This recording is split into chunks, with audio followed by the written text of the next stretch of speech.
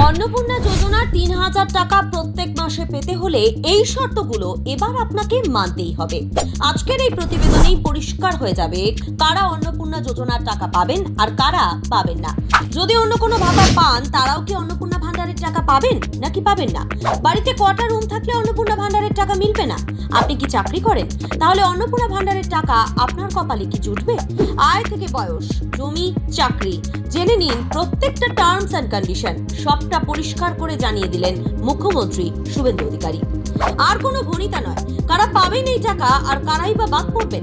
বুধবার নবান্নের সাংবাদিক বৈঠকে সেই বিষয়ে বিস্তারিত জানালেন মুখ্যমন্ত্রী। তার ঘোষণা অনুযায়ী আগামী 17 তারিখ থেকেই যারা যোগ্য বা এলিজিবল সেই উপভোক্তাদের ব্যাংক অ্যাকাউন্টে অন্নপূর্ণা যোজনার টাকা পাঠানো শুরু হবে। এবার জেনে নেওয়া যাক কারা এই প্রকল্পে সুবিধা পাবেন। অন্নপূর্ণা যোজনার টাকা পাবেন 25 থেকে 60 বছর বয়সী মহিলারা। তবে বয়সের পাশাপাশি রয়েছে আয়ের শর্ত। কোনো মহিলা মাসে 10,000 টাকার বেশি আয় করলে তিনি এই প্রকল্পের টাকা পাবেন না। কথা কিন্তু পরিষ্কার করে জানিয়ে দিয়েছেন মুখ্যমন্ত্রী। এক্ষেত্রে অনেকের বক্তব্য, ভোটের আগে সমস্ত মহিলাদের অন্নপূর্ণা ভান্ডারের টাকা দেওয়ার প্রতিশ্রুতি দেওয়া হয়েছিল বিজেপির তরফে। তখন কিন্তু এত শর্তের কথা সামনে আসেনি। তাহলে এখন কেন? এখানেই শর্ত শেষ নয়। জেনে রাখা দরকার, পরিবারের বার্ষিক আয় 12 লক্ষ টাকার বেশি হলেও অন্নপূর্ণা যোজনার সুবিধা থেকে বাদ পড়তে হবে। জমির মালিকানার ক্ষেত্রেও রয়েছে নির্দিষ্ট কিছু নিয়ম। 7টি পুর নিগম এলাকার কোনো পরিবারের 50 ডেসিমেলের বেশি জমি থাকলে অন্নপূর্ণা যোজনার সুবিধা মিলবে না। তবে গ্রামীণ এলাকার ক্ষেত্রে জমির পরিমাণ নিয়ে এই নিয়মে কিছুটা ছাড় দেওয়া হয়েছে বলে জানিয়েছেন মুখ্যমন্ত্রী।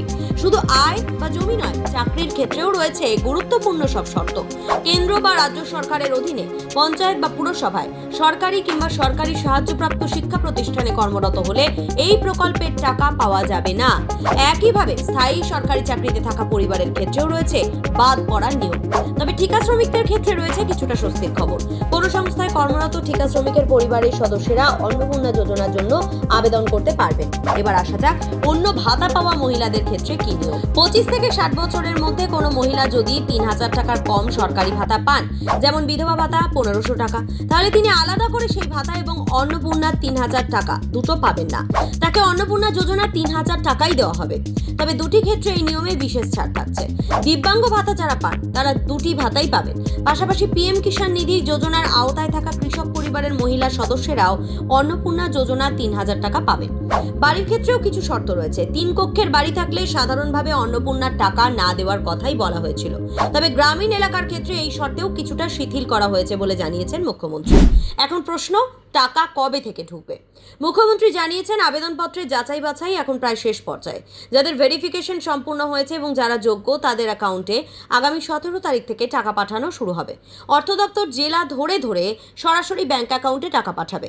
এমনকি ভবিষ্যতে নিয়মিত যাচাইয়ের পর প্রতি মাসের দ্বিতীয় সপ্তাহে যোগ্য উপভোক্তাদের টাকা দেওয়ার ব্যবস্থা করা হবে বলেও জানানো হয়েছে।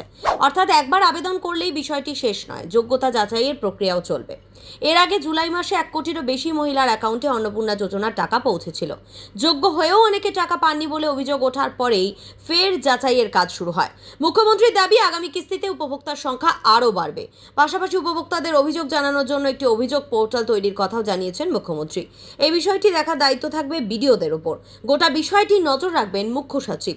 সব মিলিয়ে অন্নপূর্ণা যোজনা 3,000 টাকা পেতে হলে শুধু বয়সের শর্ত পূরণ করলেই চলবে না। আয়, পরিবারের আর্থিক পরিস্থিতি, জমি, চাকরি, অন্যান্য সরকারি সুবিধা সব দিক বিবেচনা করা হবে।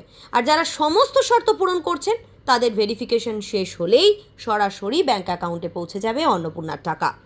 Bureau report, live Bharat.